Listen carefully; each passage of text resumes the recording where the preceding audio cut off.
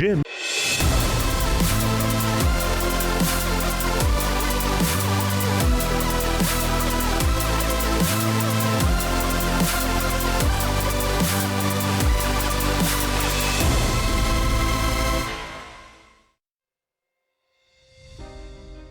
Наверное, меня что мотивирует. What probably keeps me moving forward is one unfinished chapter, the Olympic Games. Today I have medals from almost every major competition: the World Championships, the Asian Championships, World Cup events, Grand Prix tournaments, the Universiade and the Kazakhstan's championships. But I still don't have an Olympic medal, and I think that's exactly what drives me every day to wake up, keep working, push myself to the limit, fall, get back up, and keep going. Everyone falls. You fall, you get up, and you keep moving forward. Maybe it will take 5 attempts to win your medal. Maybe someone else will need 10. The most important thing is to believe in yourself and never give up. Speaking from my own experience, it took me 8 World Championships before I won my first medal. I finished 6th, 7th, 35th, somewhere in the 90s. But step by step, after 8 years, I finally earned that medal. I could have quit after my 7th World Championship and said, maybe this just isn't for me, maybe I wasn't meant for fencing. But I didn't. Every athlete can succeed if they are willing to put in the work, give everything in training, and believe in themselves. Anything is possible. Competition in fencing is very intense. About 350 people compete in each World Cup event. That's a lot of competition. People often think fencing is just 2 athletes stepping onto the piste to exchange touches, jump around, and attack each other. But in reality, it's a miniature war. You step onto the piste with a clear strategy, a full arsenal of technical skills, and the right psychological mindset. Imagine this: the match is completely even. The score is 14-14. One final touch decides everything. Whoever lands it wins. After an intense battle, you're the one who scores. Can you imagine that feeling? You've beaten your opponent through skill, speed, strength, and clever tactics. You take off your mask, and those are emotions that simply can't be put into words. This extraordinary emotional intensity and razor-sharp concentration are the very essence of fencing. It is one of the 5 regional Olympic sports that has remained on the program of every modern Olympic Games. And on this highly competitive world stage, Ruslan Kurbanov has become a truly historic figure. Kazakhstan's top épée fencer and the first athlete in the nation's history to win an individual World Championship bronze medal in Milan, Ruslan has long been the driving force behind the national team. The country's #1 fencer, a respected leader, and a true professional, he proves through his own example that there is no room for chance in elite sport. Only unwavering discipline, countless hours of training, and an unbreakable mindset can transform a young athlete from an ordinary regional gym into an inspiration for a new generation. In May 2026, Astana hosted a fencing World Cup for the first time in its history. It was an event of remarkable scale that became both a milestone for Kazakhstan's sporting development and a celebration of the country's growing excellence in épée fencing. I've known Ruslan Kurbanov for many years. He's a true professional, an athlete who has achieved outstanding results through hard work and discipline. Over the past 9 years, he has put in an enormous amount of work. During that time, he became the Asian champion in the individual event, won an individual bronze medal at the World Championships, and also claimed a team bronze at the World Championships. These are historic achievements for Kazakhstan. Today, I believe he is the greatest fencer in the history of Kazakhstan. The home fencing World Cup brought together nearly 500 of the world's top athletes from around 50 countries in Astana, an elite field competing for crucial ranking points. For the Kazakhstan Fencing Federation, earning the right to host an event of this caliber was the result of years of dedicated work and sustained international engagement. Traditionally, the world's most prestigious World Cup events have been held in the same countries for decades. But thanks to Astana's rapidly developing sports infrastructure and the remarkable progress of Kazakhstan's fencers, the International Fencing Federation entrusted the tournament to Kazakhstan. Серия Кубков мира уже десятилетиями проводится в одних и тех же местах. The Fencing World Cup series have been held in the same locations for decades. World Cup events regularly take place in countries such as Canada, Switzerland, and the United Arab Emirates. Проведение такого турнира. We invested tremendous effort to earn the right to host a tournament of this caliber. Last year, the event was held in Morocco, but the level of organization fell short of expectations. We assured the International Fencing Federation that we would deliver a competition to the highest international standards. They trusted us because we had already built a solid track record of hosting international events.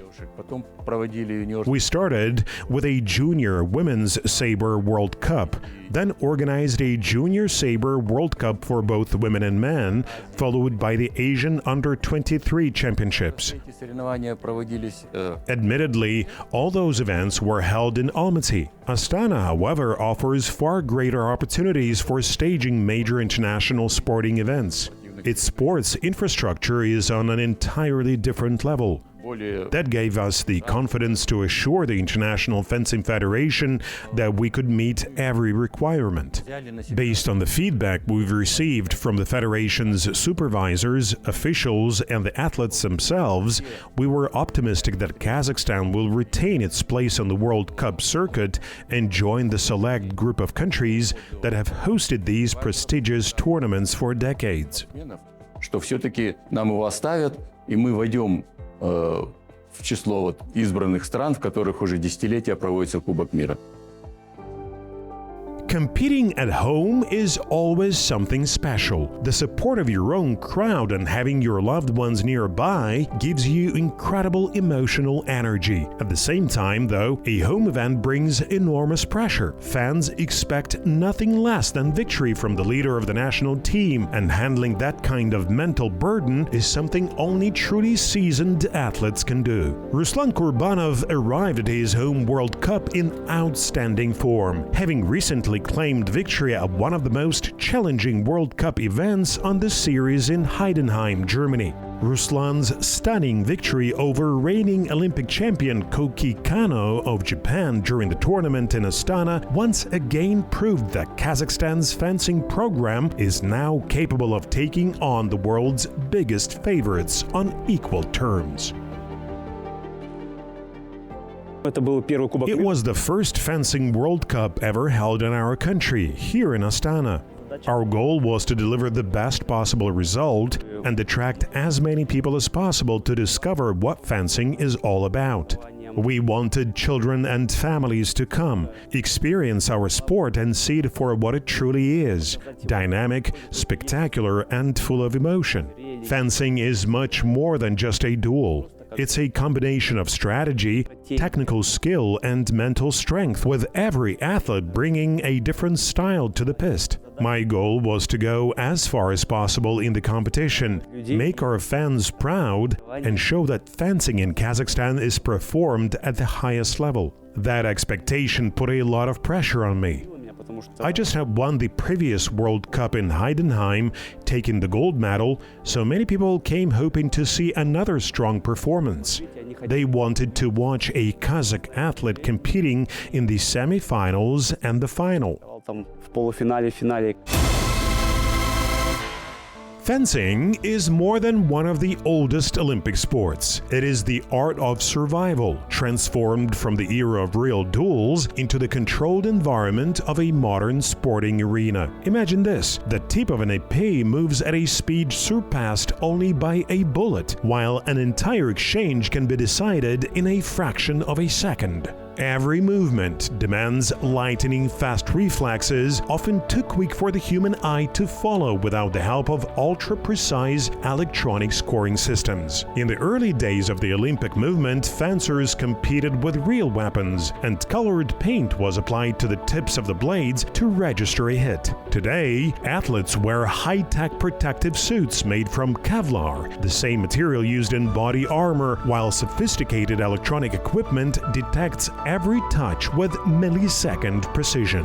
Why watch fencing? Because it offers a unique blend of adrenaline and elegance. Blinding speed meets flawless precision, and athletes make split-second decisions that would take most people minutes to process.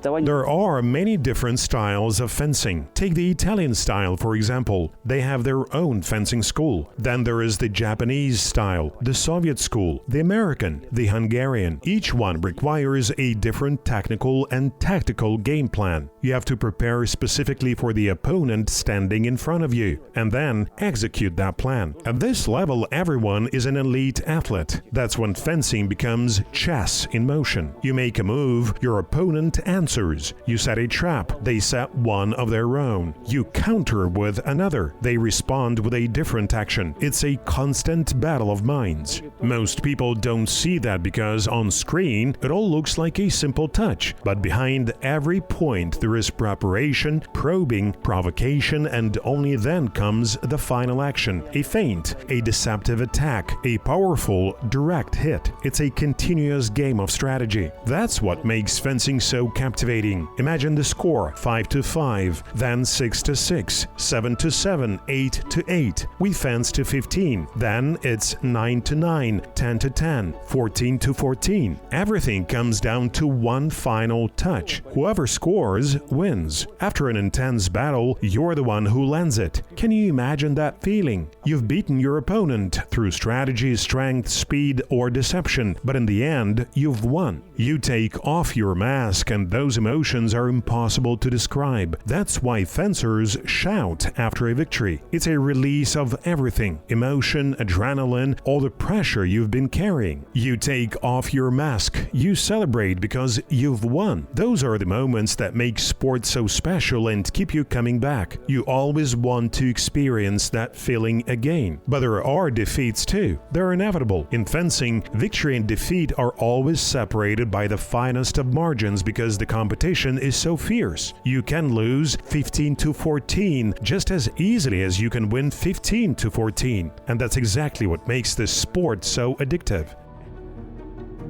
Elite sport today is also a battle of analysts, where every move on the piste is examined under a microscope. Opposing coaches spend hours studying match footage, breaking down every action in an attempt to predict the signature moves, habits, and patterns of every top athlete.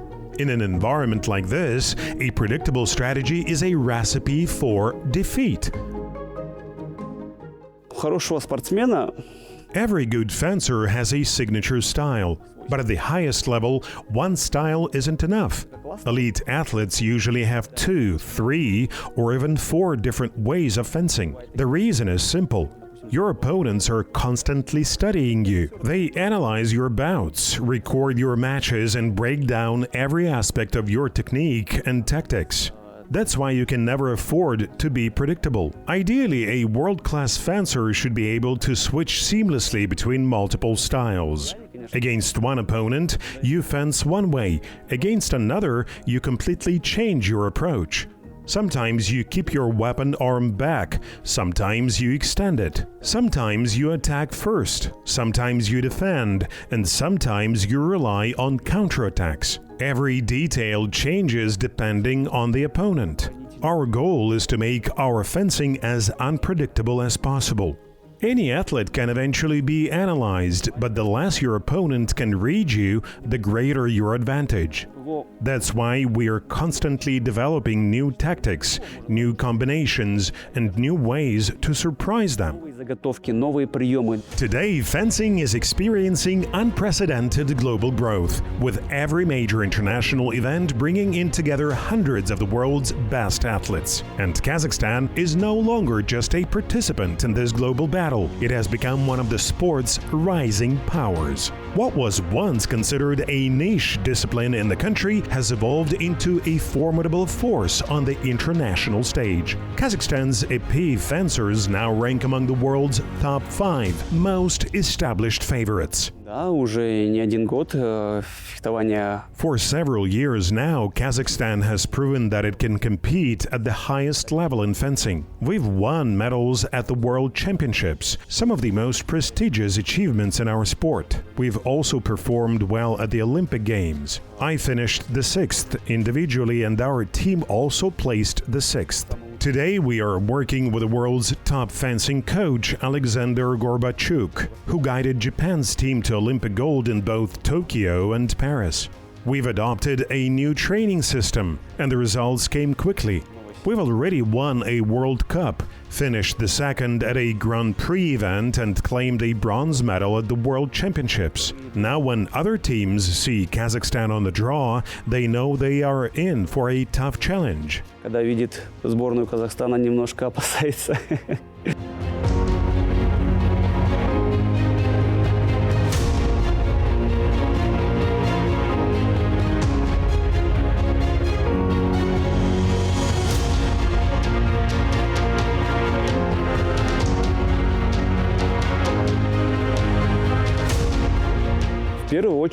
First and foremost, there is tremendous support from the government. Young athletes now receive salaries which allows them to focus entirely on training. When you are financially secure, with your salary, nutrition, and basic needs taken care of, you can dedicate all your energy to improving as an athlete. I also believe the younger generation is incredibly fortunate because they are now working with the very best coaches. Imagine being 18 years old and already training under a world-class coach. I am 34 and I have a top coach now. But sooner or later my career will come to an end. These young athletes still have another 10 or even 15 years ahead of them. Just imagine the knowledge and experience they'll gain over that time.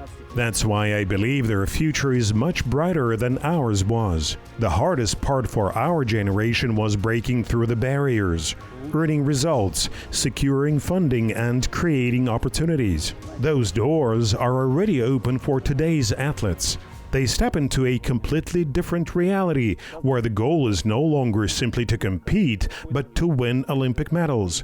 That's the mindset we're trying to pass on. We lead by example and show them that we are chasing Olympic medals ourselves. As a result, they grow up believing that's the natural goal. We constantly talk about the World Champions, the Asian Games, and the Olympic Games. It's part of their everyday thinking. For them, aiming for the Olympic feels completely normal. When I was a kid, I couldn't even imagine winning a medal at the World Championships.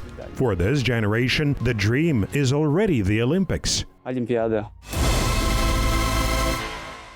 The World Cup in Astana left behind a lasting legacy. Kazakhstan's coaches and athletes, who rarely have the opportunity to compete at costly international events in North America and elsewhere, gained invaluable experience by facing the world's best épée fencers on home soil. At the same time, thousands of young spectators witnessed the remarkable performances of Ruslan Kurbanov and his teammates firsthand. For many of them, those unforgettable moments may have sparked the dream of taking up fencing themselves. And while the next generation is only beginning its journey on the piste, inspired by its heroes, Ruslan continues to follow his own path, the path of a samurai.